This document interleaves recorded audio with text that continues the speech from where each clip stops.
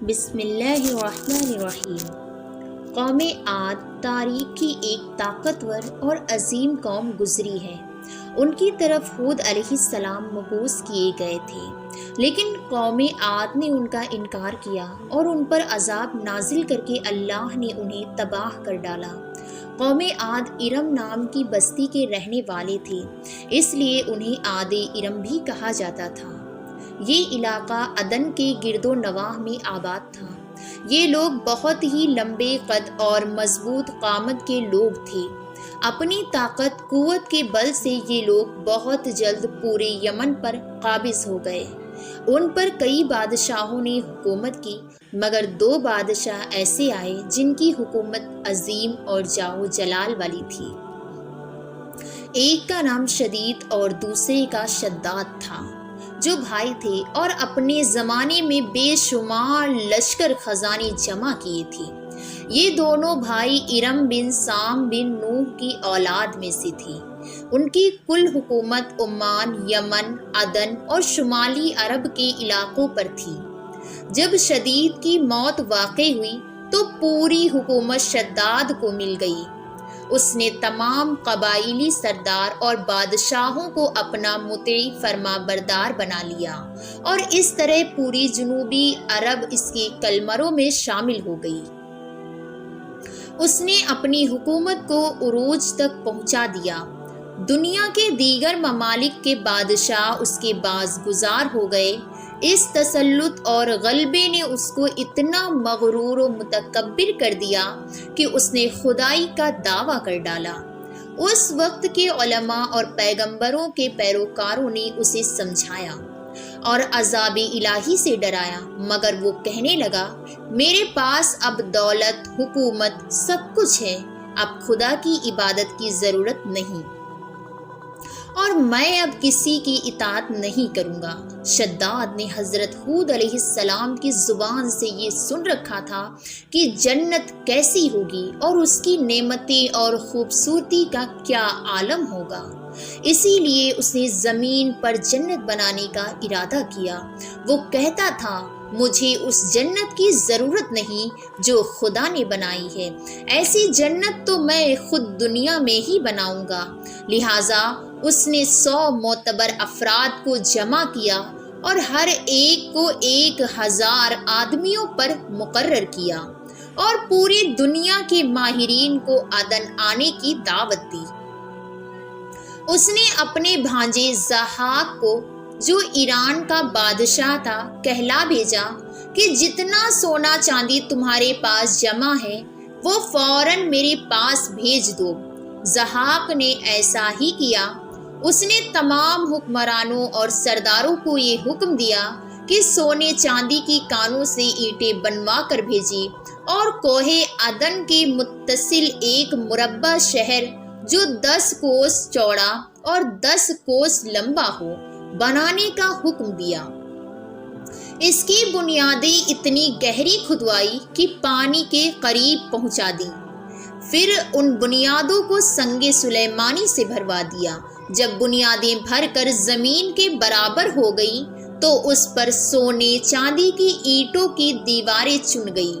ان دیواروں کی بلندی اس زمانے کے گز کے حساب سے 100 گز مقرر کی گئی۔ جب سورج نکلتا تو اس کی چمک سے دیواروں پر نگاہ نہیں ٹھہرتی تھی۔ یوں شہر کی 4 دیواری بن گئی۔ اس کے بعد 4 دیواری کے اندر 1000 محل تعمیر کیے گئے۔ ہر محل 1000 ستون والا تھا، اور ہر ستون جواہرات سے جڑاؤ کیا ہوا تھا۔ پھر شہر کے درمیان میں ایک نہر بنوائی گئی، اور ہر محل میں اس نہر سے چھوٹی چھوٹی نہریں لے جائی گئی۔ ہر محل میں حوض اور فوارے بنائے گئے۔ ان نہروں کی دیواریں اور فرش یاقوت، زمر، مرجان اور نیلم سے سجا دی گئی۔ نہروں کے کناروں پر ایسے مصنوعی درخت بنائے گئے جن کی جڑیں سونے کی شاخیں اور پتے زمر کے تھے۔ ان کے پھل موتی و یاقوت کے دوسری جواہرات کے بنوا کر ان پر ٹانگ دیے گئے۔ شہر کی دکانوں اور دیواروں کو مشک، زعفران اور عنبر گلاب سے سیتل کیا گیا۔ याकूत जवाहरात के खूबसूरत परिंदे चांदी की ईंटों पर बनवाए गए, जिन पर पहरेदार अपनी अपनी बारी पर आकर पहरे के लिए बैठते थे। जब तामीर मुकम्मल हो गई, हुक्म दिया कि सारे शहर में रेशम की कालीन बिछा दी जाए। फिर नहरों में से किसी के अंदर मीठा पानी, किसी में शराब, किसी में दूध और किसी में शहद शरबत जारी कर दिया गया। रिवायतों में आता है कि इस जन्नत को बनाने में 300 साल लगे और शद्दाद की उम्र 900 साल के करीब थी।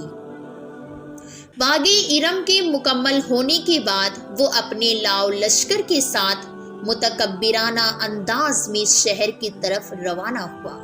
जब करीब पहुंचा तो तमाम शहर वाले इसके इस्तकबाल के लिए शहर के दरवाजे के बाहर आ गए और उस पर जरो जवाहिर निचावर करने लगे। अभी उसने घोड़े की रकाब से एक पैर निकालकर दरवाजे की चौखट पर रखा ही था कि उसने एक अजनबी शख्स को अपने करीब खड़ा देखा। उसने पूछा, तू कौन हो? उसने कहा, मैं मलिकुल मौत हूँ। पूछा, क्यों आए हो? तो उसने कहा, तेरी जान लेने। शद्दाद ने कहा, मुझको इतनी मोहलत दे दे कि मैं अपनी बनाई हुई जन्नत देख लूं।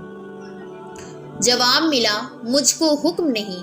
कहा, चलो इस कद्र ही फुर्सत दे दो कि घोड़े पर से उतर जाऊं। जवाब मिला, इसकी भी इजाजत नहीं। लिहाजा अभी शद्दाद का एक पैर रकाब में और दूसरा चौखट पर ही था कि मलकुल मौत ने उसकी रूह कब्ज कर ली। फिर हजरत जिब्रील अलैहिस्सलाम ने बड़े जोर से एक हौलनाक चीख मारी कि उसी वक्त तमाम शहर अपनी आलीशान सजावट और महल्लात के साथ जमींदोज हो गई और इसका नामो निशान बाकी ना रहा। उलमा मौर्रखीन ने किताबों में लिखा है कि बादशाह और उसके लश्कर के हलाक हो जाने के बाद वो शहर भी लोगों की निगाहों से ओझल कर दिया गया, मगर कभी कभी रात के वक्त अदन और उसके इर्द गिर्द के लोगों को उसकी कुछ रोशनी और झलक नजर आती है। ये रोशनी उस शहर की दीवार की है। अस्सलाम वालेकुम।